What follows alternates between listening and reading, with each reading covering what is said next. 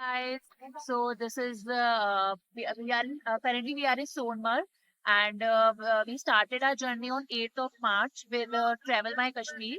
और फर्स्ट हम लोग कश्मीर श्रीनगर गए थे and then we head to Pahalgam for 2 days। वहाँ पे 2 दिन का हमारा स्टे था और उसके बाद हम लोग गुलमर्ग गए 2 days के लिए।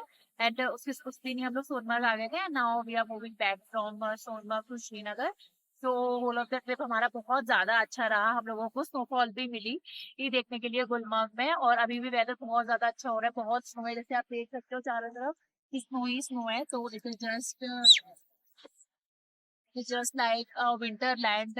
और हम लोगों ने बहुत एंजॉय किया। हमारे साथ ट्रेवल माई कश्मीर के जो ड्राइवर थे वो आकाश थे एंड उन्होंने हमारे साथ बहुत कोऑपरेट किया और हमें सारी सारी जगह में जहाँ बेस्ट पॉसिबल था वो हमें लेके गए। काफी जगह ऐसा भी था कि जहाँ पर थोड़ा रिस्की था ले जाना, बट वी ट्राई टू वो मैक्सिमम पॉइंट को हमें कवर करा सके with the maximum possible time. तो ओवरऑल हमारा एक्सपीरियंस बहुत अच्छा रहा। And I would suggest कि whenever you come to Kashmir, opt for Travel by Kashmir. It will be fun. It's a great experience. Thank